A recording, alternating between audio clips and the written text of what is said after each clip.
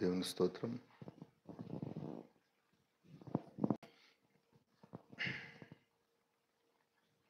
దేవుడు చేసిన మహత్తరమైన కార్యములు ఒకసారి మనం జ్ఞాపకం చేసుకుంటూ ఆయన స్తుతించడానికి, ఆయన ఆరాధించడానికి మనం సిద్ధపడదాం. మన హృదయాలను మనం సిద్ధపరచుకుందాం.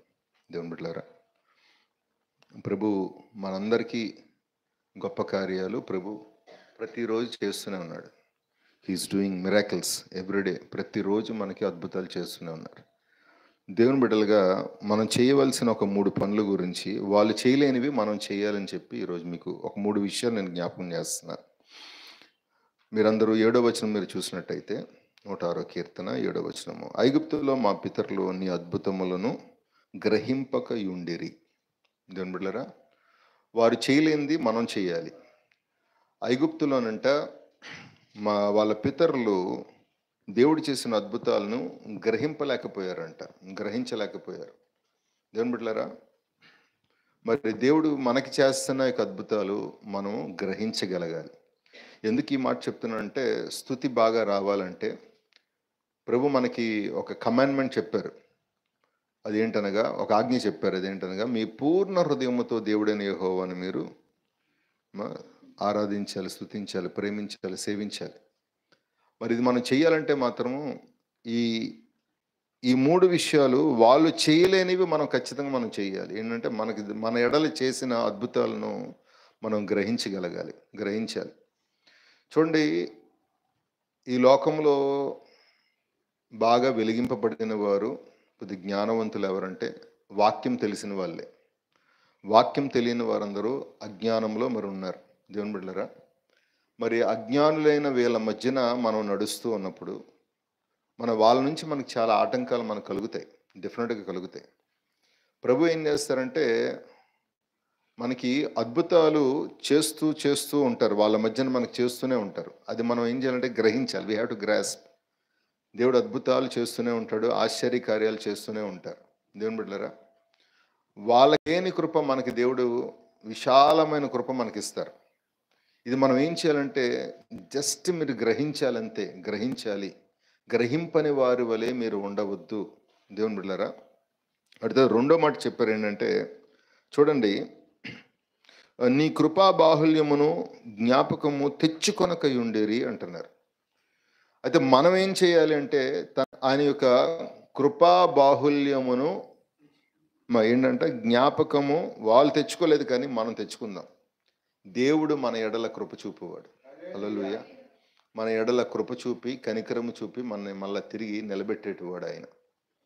ఈరోజు నాకు నిన్నటి నుంచి గుజరాత్ నుంచి ఒక సహోదరుడు నాకు ఫోన్ చేస్తున్నాడు. గుజరాత్లో అహ్మదాబాద్లో ఉద్యోగం చేస్తున్నాడు. మనకు తెలుసు కదా, మొన్న అహ్మదాబాద్లో ఫ్లైట్ యాక్సిడెంట్ అయ్యింది. అక్కడ నుంచి మన ఛానల్ ద్వారా మనకి ఇప్పుడు పరిచయం అయ్యి చేస్తున్నాడు. తను మాట్లాడుతున్నాడు, అయ్యా నేను పాపంలో పడినున్న వాడిని, మరి పడిపోయాను నేను. మళ్ళా తిరిగి ఈ నెల దేవుడు నాకు విశేషమైన కృప చూపించారు. ఆ విశేషమైన కృప వల్ల నేను ఒక నిర్ణయం తీసుకున్నాను సార్.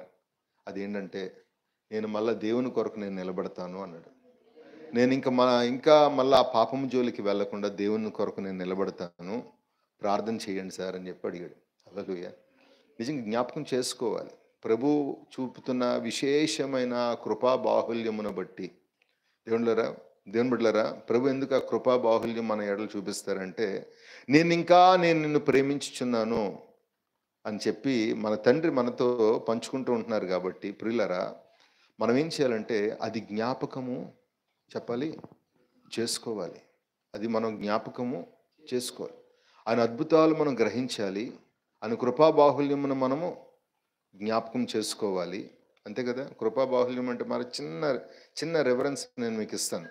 చూడండి, మన వల్ల సాధ్యం కాని సమయంలో దేవుడు కృప చూపి, నేను ఒక సహోదరుని అడిగాను, బ్రదర్ మీకున్న చిన్న శాలరీలో మీరు ఈ ఇల్లు ఎలా కట్టారు నేను అడిగాను. సొంత గృహం ఎలా కట్టారు అంటే తను చెప్పిన దేవుడు చూపిన విశేషమైన కృపా బాహుల్యమును బట్టి నేను సొంత గృహాన్ని నేను కట్టుకున్నానండి అంటున్నాడు. దేవుని బిడ్డలారా, అయితే తను ఏం చేశాడు, తను జ్ఞాపకం చేసుకుంటున్నాడు. మన వల్ల సాధ్యం కానివి ఎన్నో ఉన్నాయి. అసలు మనం స్వస్థత పడగలం అంటారా? మనంతట మనం దేవుని బిడ్డలారా, దేవుడు చూపిన కృపా బాహుల్యం మనం ఒకసారి జ్ఞాపకం చేసుకుంటూ ఉండాలి. చూడండి, మూడో విషయం, వారు చెయ్యంది మనం చెయ్యాలంటున్నారు. చూడండి, సముద్రమునొద్ద, ఎర్ర సముద్రమునొద్ద వారు తిరుగుబాటు చేసిరి. చాలా ప్రమాదకరమైన ప్రాంతం ఇది. సముద్రం దగ్గర, ఎర్ర సముద్రం దగ్గర తిరుగుబాటు చేయకూడదు, ప్రార్థన చేయాలి. వారు చేయలేదు, కానీ మనం చేయాలి. తిరుగుబాటు చేయకూడదు. శోధన, శ్రమల్లో తిరుగుబాటు చేయొచ్చు అంటే లేదు. మనం ప్రార్థన చేయాలి, నిశ్చయంగా ప్రార్థన చేయాలి. ఎందుకంటే దేవుడు ఆ శోధన ఎందుకు అనుమతిస్తారంటే, అందులో నుంచి బయటకు వచ్చే పరిష్కారం నా యొద్ద ఉంది, నువ్వు ప్రార్థించు అంటారు. ఇప్పుడు తిరుగుబాటు చేస్తాం మనం? తిరుగుబాటు చేయకూడదమ్మా. ఈ 3 పనులు మనం చేయాలి. చెప్పండి, ఏ పనులు మనం చేయాలి? ఆయన చేసిన అద్భుతాలను మనము గ్రహించాలి.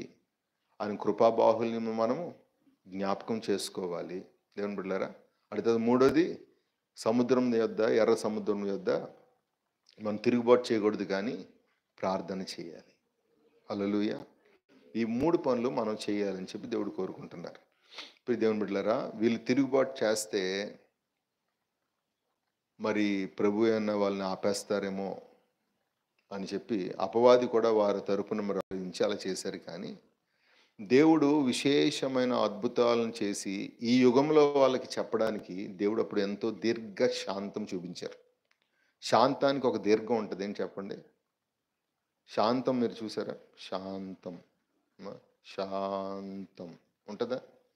దానికి ఒక దీర్ఘం ఉంటుంది, దాన్నే దీర్ఘశాంతం అంటారు. దేవుడి చూపు దీర్ఘశాంతం. మనకు దేవుడు దీర్ఘశాంతం చూపిస్తున్నారు కదా, దీర్ఘశాంతం చూపిస్తున్నారు కదా అని చెప్పి మన ఇష్టం వచ్చినట్లు మనం వాడక, మనం దేవుని యొక్క వాక్యాన్ని మనం గ్రహిద్దాం. హల్లెలూయా. ఆయన కృపా బాహుల్యమును ఒక్కసారి మనం జ్ఞాపకం చేసుకుందాము. మళ్ళీ దేవునికి చెప్దాము, ఎర్ర సముద్రం యొద్ద నా ప్రభువా, మేము తిరుగుబాటు చేయక మేము ప్రార్థిస్తామయ్యా. వారందరూ తిరుగుబాటు చేశారు, కానీ మనం ప్రార్థించాలి. హల్లెలూయా. పాత నిబంధనలో వాళ్ళు అలా చేశారు, కానీ మనం అలా కాదు, ప్రార్థన చేద్దాం. దేవునికి స్తోత్రం. నిన్న మేము వస్తూ ఉన్నప్పుడు, రేపు 24 మనకి ప్రయాణం వెస్ట్ బెంగాల్ ఉంది. 23 వెళ్ళిపోవాలి. వెస్ట్ బెంగాల్లో 24, 25 కూడికలు ఉన్నాయి. కానీ నిన్న చాలా పెద్ద గొడవ అయింది అక్కడ. ఎంత పెద్ద గొడవ అంటే, భార్యాభర్తల మధ్యన తగాద. భార్యాభర్తల మధ్యన తగాదకి వాళ్ళిద్దరూ ఏం నిర్ణయం తీసుకున్నారంటే, పాస్టర్ గారు మీరు రావద్దులేండి, అసలు ఇది బతకనివ్వట్లేదు నన్ను, మీరు రావద్దులేండి, వదిలేసేయండి పాస్టర్ గారు. తీరా చూస్తే తగాద అలా ఉంది. దాని తర్వాత మళ్ళీ 5 నిమిషాల తర్వాత మళ్ళీ వాళ్ళు ఫోన్ చేస్తున్నారు, రండి పాస్టర్ గారు, అమ్మ గురించి పట్టించుకోద్దని వాళ్ళ పిల్లలు ఏడుస్తున్నారు. దేవుని బిడ్డలు, అసలు ఏంటి తగాద? వాళ్ళకి ఉన్న శ్రమ ఏంటి? చెప్పుకోవడానికి చాలా అసహ్యమైన విషయం. వేరే బ్రాంచ్కి వెళ్తూ ఉన్నప్పుడు ఆవిడతో సంబంధం కట్టింది ఇతనికి, మన కో పాస్టర్ గారికి మరి సంబంధం కట్టి విపరీతంగా శోధిస్తూ ఉన్నప్పుడు, ప్రియులారా, ఆ శోధనలో నేను వాళ్ళని ఏం తిట్టట్లేదు, వాళ్ళని ఏం అనట్లేదు, కానీ నాకు దేవుడు నేర్పించిందల్లా ఒకటే, ప్రార్థన మనము కేవలము గదిలోనే మనం ప్రార్థన చేస్తామా? లేదు, మనం కార్ డ్రైవ్ చేస్తూ కూడా ప్రార్థన చేయొచ్చు, బైక్ డ్రైవ్ చేస్తూ ప్రార్థన చేయొచ్చు, మనం పనులు చేసుకుంటూ కూడా ప్రార్థన చేయొచ్చు. మనం ప్రార్థన నిత్యము కాల్స్తే పడుకున్న సమయం తప్ప మిగతా అన్ని సమయాల్లోని మనం ఎక్కువగా ప్రార్థనలో మనం ఎంగేజ్ అవ్వచ్చు. ప్రార్థన అంటే మోకాళ్ళు వేసి మాత్రమే చెయ్యాలి, అలా అయితేనే అది ప్రార్థన అని మీరు అనుకోవద్దు. ప్రార్థన మనం ఎల్లవేళలా మనం ప్రార్థన చేయొచ్చు. శ్రమలు వచ్చినప్పుడు, శోధనలు వచ్చినప్పుడు మనం ప్రభువుని అడుగుదాం. హల్లెలూయా. దేవునికి మహిమ కలుగును గాక. కాబట్టి ఈ 3 పనులు వాళ్ళు చేయలేనివి మనం చేయాల్సినవి ఏంటి చెప్పండి? వాళ్ళు చేయలేనివి ఏంటి? వాళ్ళు గ్రహించలేకపోయారు, జ్ఞాపకం చేసుకోలేకపోయారు, తిరుగుబాటు చేశారు. ఇప్పుడు మన దేవుడు ఏం చెప్తున్నారు? మీరు గ్రహించండి, జ్ఞాపకం చేసుకోండి, ప్రార్థన చేయండి, అంతే. కళ్ళు మూసుకొని తల వంచి ఆరాధనకు మనం సిద్ధపడదాం. ఒక క్లుప్త ఆరాధనలు మనం చేద్దాం.